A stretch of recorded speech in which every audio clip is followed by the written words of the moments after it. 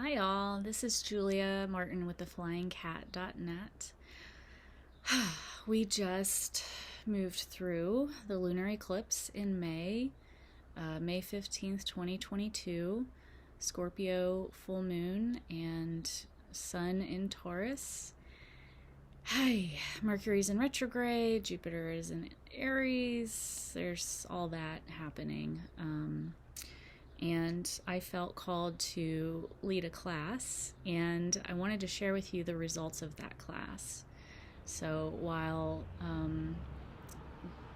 my students were journeying and doing their thing, I was meditating and getting some information about how to stay centered, grounded, connected, stay in a good way, basically, through this time that feels like maybe somebody took a jar and just shook it and everything's all over the place. At least that's how it feels to me. Things have been very chaotic, and I feel like I'm doing a pretty good job. I gotta pat myself on the back there, staying connected to myself and teachings that I've been given, and trying to just stay, okay, and know that I'm okay, even when things aren't okay.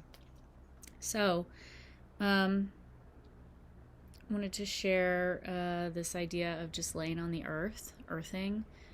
Some of these things are very basic. Some of these things are maybe not so basic, and some, may speak to you today. If you listen to this another time over the next 6 months, I would say maybe check back in with this video within the 6 months. So that's kind of how I was taking this eclipse, as a bit of an oracle for the next 6 months.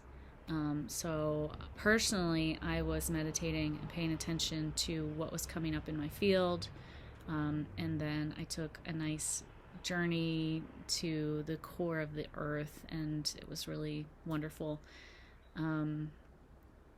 So again, these things that I'm going to say, they may speak to you today, they may not, but maybe if you think about it in a month, come back and listen to this recording, and something might speak to you to help you in the next 6 months.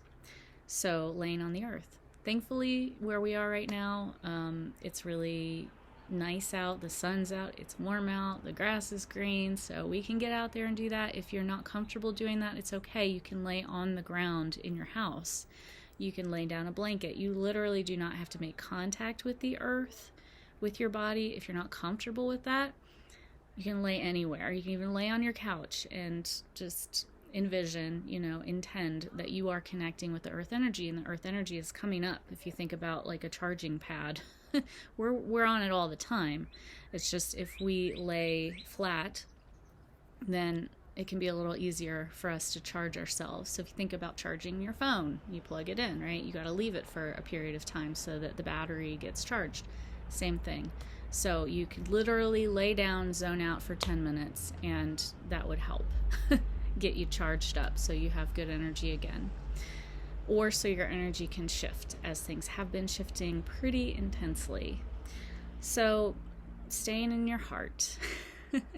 We tend to live from here up, right? And our culture exacerbates this. It teaches us this. We're conditioned to do it. We get rewarded for it in our jobs, or right now, right here, I'm the talking head speaking to you. But to go in and think of your heart as your brain, and let that be where you do your thinking. So what feeds your heart? Really feel into that. And whether you know it, you write it down, you make a list, great. But then do those actions, or inactions. So making space, maybe it's boundaries that help you feed your heart. Or maybe it's literally good food that somebody cooked from hand or scratch that feeds your heart, or just sitting outside grounding. And so you're doing double duty, and it's feeding your heart, and you're also grounding. So just that question, what feeds your heart? Thinking about your heart as your brain instead of the brain. Enhancing what you already do. So, or your skills, the the things that you already do well, or the ways that you are naturally, your strengths, enhancing those things rather than constantly trying to shift the negative, or seeing the shadow, or the hucha is a term, disordered energy. Always seeing, always looking at that. Like, what do I need to change? What do I need to change? What do I need to change? Maybe let that go for a little while and lean into, what am I already doing that is effortless and easy, that I do naturally, that feels good to me, that feels good to other people? How can I lean into that more or enhance that? Imagine, these crystals are what cause this thought. So with the smoky quartz, it helps order the disordered energy, or the dark crystals, tourmaline, black tourmaline, obsidian, things like that. With the clear quartz, we enhance. And so I was meditating with these and just allowing some things to shift. And that was the lesson, is what would feel good to just shine brighter from myself. And again, maybe to do with the heart energy. So yeah, those things. And then ultimately, at this time, things feel pretty big, chaotic, overwhelming, unmanageable for sure. So leaning into your faith, and what is that for you? What do you have faith in? Whether it's something greater than you, that's a spiritual thing, or maybe it's your good intentions, or your community, or the people around you, or the earth itself. What do you have faith in? And to think about this idea, like literally zoom out and see this epic of time that the earth has been here, and that it's been here this long. We've been here this long. Where we're living right now is this big. So kind of, get right-sized with this continuum, and that we do not need to shoulder the burden of trying to fix and save the world or our culture or anything like that, though it may feel that way at times. And we may get really kind of stuck in that view of, what can I have to do, everything's crazy, I can't, and that's a depleting of your energy. So if you're spinning in that space of, I have to fix it, have to do, you're outputting energy and you're spinning, and you're going to deplete yourself. And to think of it more like we're all just helping each other, and I can lean into the things I can lean into and give that good energy when I can. And when I can't, I need to go lay down on the ground and charge myself, maybe for a couple days, maybe for a period of time. So considering that, leaning into the faith of humanity, or your higher power, or angels, guides, ancestors, the greater expanse of time that we are just one little part of, zooming out that way and finding your faith. So the next thing is just kind of a cheat sheet. So for emotions or states of being as we go forward in this chaotic world. Okay, so if you're feeling angry, when I'm feeling angry, if I can remember, I'm actually just sad. There's grief under anger. If I calm down enough, if I have a moment, I can see, what is it I am so upset about, because I'm sad, because something didn't happen the way I wanted it to. And I'm sad about that. And I didn't get what I wanted, or things didn't go the way that I thought they should. And I'm sad. Or maybe I'm afraid.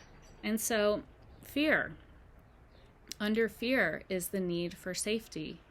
So if you're feeling afraid, you're feeling anxious, you're feeling freaked out, what do you need to feel safe right now? And that is a good time to come to practices that help you regulate your nervous system. So there's all kinds of practices to do that help you.